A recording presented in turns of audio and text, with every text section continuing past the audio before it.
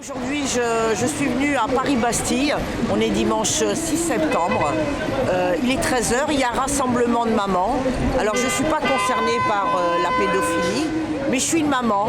Je suis une maman et quand j'ai découvert sur les réseaux sociaux ce qui se passait, alors en France c'est énorme, mais dans le monde c'est pareil. C'est pas possible, quoi. J'en reviens pas. J'ai été choquée et ce que j'arrive pas à comprendre, c'est pourquoi on se mobilise pas tous, parce que les enfants, il n'y a rien de plus beau. Nos enfants, il s'agit de nos enfants et qu'on les martyrise, qu'on les torture comme ça, c'est grave. Enfin, j'ai appris beaucoup de choses, j'ai découvert beaucoup de choses. C'est vrai que j'ai mis du temps, j'ai été sur les réseaux sociaux pendant 2 ans et de fil en aiguille, en découvrant ce qui se passait et en essayant de comprendre et vraiment d'aller chercher les informations, j'ai été choquée, quoi. Et moi, en tant que maman, je ne peux pas rester insensible. Donc voilà, c'est pour ça que je suis là aujourd'hui, je serai là demain et je continuerai à me battre. Pour défendre nos enfants et les futures générations, pour dénoncer ce que les médias cachent, ne communiquent pas, pour défendre leurs petits copains, certains petits juges. Voilà. Parce que je me sens concerné par un petit peu l'avenir des enfants, qui est pas important. Aujourd'hui, on va dans la rue pour des causes intéressantes, à savoir le mariage pour tous, les Black Lives Matter, Charlie, beaucoup de choses pertinentes. Mais ce qui est très étrange, c'est que la sécurité et la santé des enfants, on n'en parle jamais. Ni dans les médias, ni dans les journaux, très peu autour de nous. Et c'est un sujet tabou spécifiquement en France. Et je m'interroge. Voilà. Les médias ne communiquent pas sur la pédocriminalité alors qu'il y a 50 000 enfants qui disparaissent chaque année en France. Ça devrait affoler les gens. 5 millions par an sur la planète entière.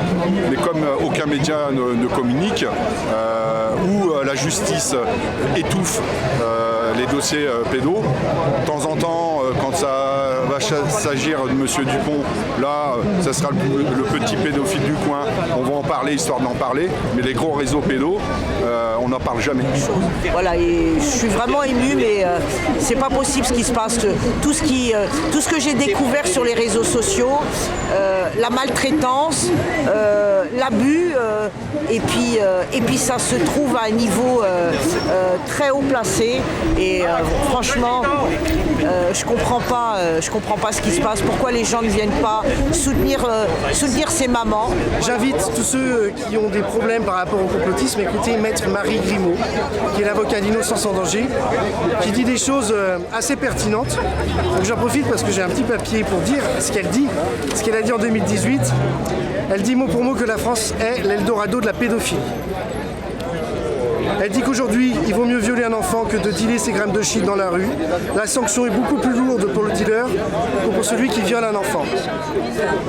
Notre arsenal juridique permet d'agir, mais les décisions ne suivent pas.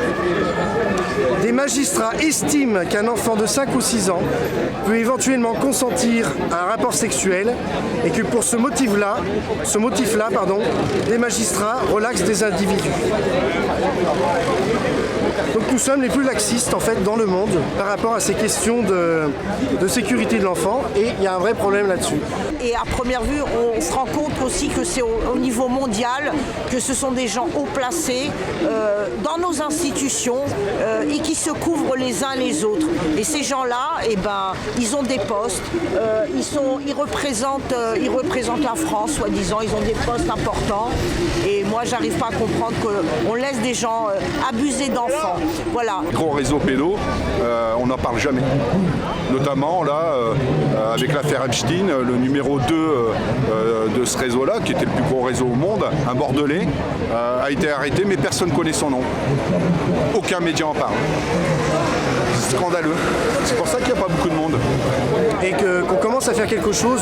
Monsieur Epstein s'est fait attraper là, il y a 2 ans. Il a un black book qui est visible sur Internet avec des noms de beaucoup de Français. Hein. Ces gens sont encore en liberté, ils ne sont pas inquiétés par la justice. On a le droit de s'interroger pourquoi. Vous savez, je suis d'origine marocaine et au Maroc, il y a beaucoup de pauvreté et je sais qu'il y a beaucoup de prostitution. Je sais qu'il y a beaucoup de gens là-bas. Vous savez, il y a la Thaïlande, le Maroc, enfin voilà, ces pays où on va passer des vacances. Et puis voilà, on va passer des vacances, on profite d'enfants.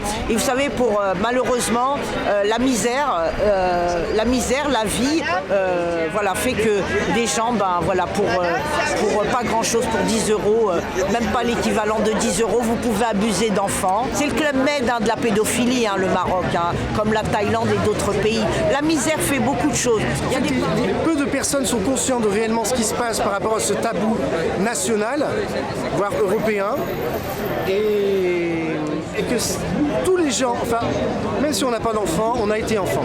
Se mettre à la place d'un enfant qui n'a pas de moyens de se défendre face à ses agresseurs, n'importe quelle personne qui s'imagine, qui retourne un petit peu dans le passé et qui se met à la place de cet enfant qui est agressé, se sent concerné. Si on ne les aide pas eux, on a beau faire tout ce qu'on veut, les manifestations, pour toutes les causes possibles, j'ai peur que notre futur soit un petit peu compromis et qu'agir pour les enfants, pour moi c'est la racine de beaucoup de choses.